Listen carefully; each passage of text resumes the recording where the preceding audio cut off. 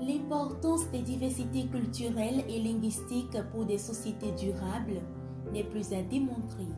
C'est d'ailleurs la raison pour laquelle l'UNESCO a initié depuis 1999 la Journée internationale de la langue maternelle. Célébrée chaque 21 février de l'année, la valeur que transmet les langues maternelles n'est pas ignorée. Écoutons respectivement pour plus de précision Théophile Bayeno-Kodjosonou, spécialiste de la didactique des langues françaises anglaises, et Gervais Dassy, blogueur littéraire. La langue maternelle est une langue importante parce qu'elle permet le développement socio-culturel. Elle permet l'éclosion de chaque être humain dans son milieu. Au Bénin, nous allons à l'école pour apprendre la langue et pour l'écrire. Ce n'est pas le cas en France. Le développement technologique fait avancer la langue aussi. Il y a 30 ans, personne ne parlait de portable, de téléphone mobile. Aujourd'hui, oui. Donc, la langue française s'est enrichie. C'est comme ça aussi que nos langues sont enrichies, avec de nouveaux mots, avec de nouveaux verbes, avec de nouvelles expressions. C'est Edouard Herriot, je pense, qui disait « Le savoir, la connaissance, c'est ce qui reste en nous lorsque nous avons tout oublié. » Aujourd'hui, on remarque que de plus en plus des parents parlent le français dans d'autres langues que nous appelons langue étrangère à leurs enfants à la maison.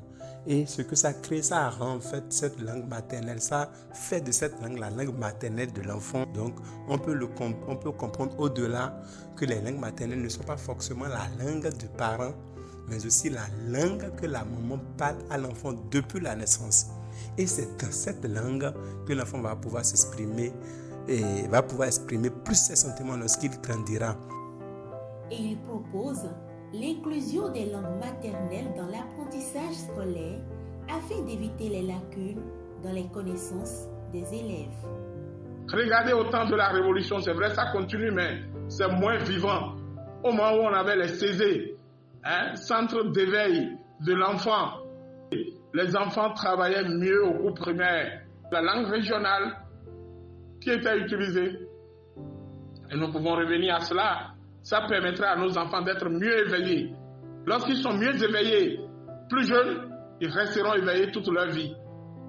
Cette langue-là, qui a été la langue du colon pendant 77 ans seulement, alors que nos parents étaient ici depuis des milliers d'années, cette politique est à revoir.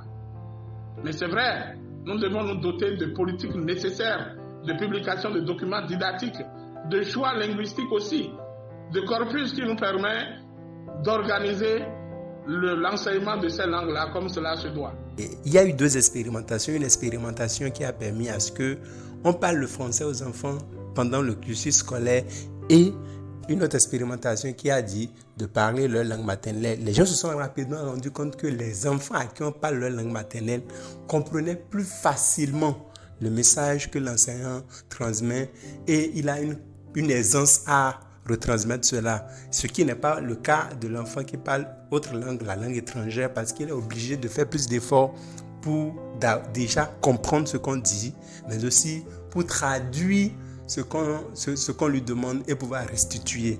Donc il a beaucoup plus d'efforts à faire, il appelle ses neurones et les neurones travaillent doublement, alors que l'autre, il a des prédispositions, il a une facilité à comprendre, à décoder le message. Le thème retenu pour cette édition 2024 est l'éducation multilingue est un pilier de l'apprentissage intergénérationnel. Que comprendre de ce thème?